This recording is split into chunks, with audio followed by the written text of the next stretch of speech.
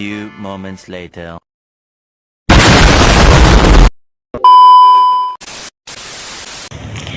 Assalamualaikum warahmatullahi wabarakatuh.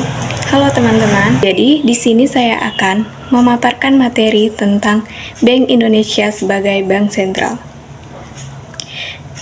Pengertian bank sentral itu, bank sentral adalah lembaga negara yang bertugas mengatur dan menjaga kestabilan sistem keuangan. Di Indonesia, bank sentral adalah Bank Indonesia. Bank Indonesia yang bersifat independen, yang artinya bebas dari campur tangan pihak lain dalam mengambil kebijakan, terutama pada kebijakan moneter. Dan selanjutnya itu ada sejarah Bank Indonesia. Bank Indonesia didirikan pada tahun 1953. Sebelumnya fungsi bank sentral dijalankan oleh De Japaske, bank yang kemudian dinasionalisasi oleh pemerintah Indonesia. Seiring berjalannya waktu, peran Bank Indonesia terus berkembang hingga menjadi lembaga penting dalam menjaga kestabilan ekonomi nasional. Selanjutnya itu ada tujuan dan tugas Bank Indonesia. Tujuan utama Bank Indonesia adalah mencapai dan memelihara kestabilan nilai rupiah. Kestabilan ini mencakup dua hal, yaitu yang pertama menjaga inflasi agar tetap stabil, serta menjaga nilai tukar rupiah terhadap mata uang asing. Dan selanjutnya itu ada 3 tugas utama dalam Bank Indonesia. Yang pertama yaitu menetapkan dan melaksanakan kebijakan moneter. Yang kedua, mengatur dan menjaga kelancaran sistem pembayaran. Dan yang terakhir, yang ketiga itu ada menjaga stabilitas sistem keuangan. Sekian materi yang dapat saya sampaikan.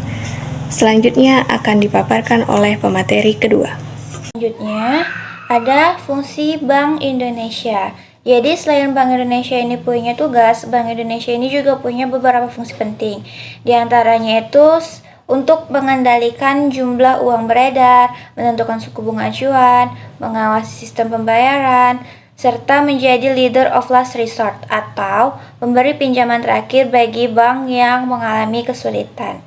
Selanjutnya ada kebijakan moneter. Nah, kebijakan moneter ini tuh terbagi lagi menjadi 2. Yang pertama, kebijakan moneter ekspansif, yaitu untuk menambah jumlah uang beredar agar ekonomi tumbuh. Terus yang kedua, kebijakan kontraktif, yaitu untuk mengurangi jumlah uang berguna, menekan inflasi.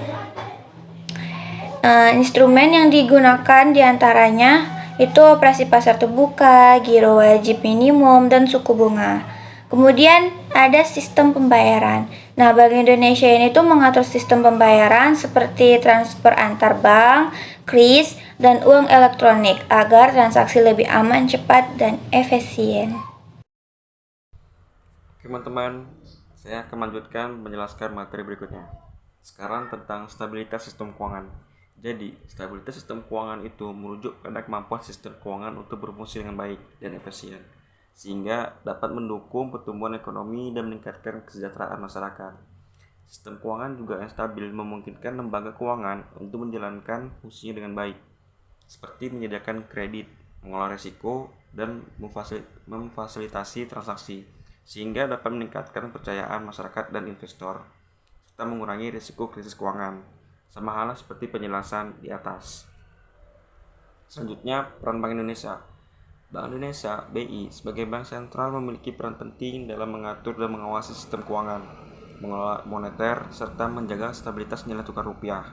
BI juga bertanggung jawab untuk mengeluarkan kebijakan moneter, mengatur suku bunga, dan mengawasi lembaga keuangan untuk menjaga stabilitas sistem keuangan dan mendukung pertumbuhan ekonomi. Dapat disimpulkan bahwa Bank Indonesia sangat penting dalam menjaga kesehatan ekonomi Indonesia dengan stabilitas sistem keuangan dan peran yang sangat efektif, sehingga kita dapat meningkatkan kepercayaan masyarakat dan para investor, serta mendukung pertumbuhan ekonomi yang seimbang dan berkelanjutan. Jadi seperti itu teman-teman.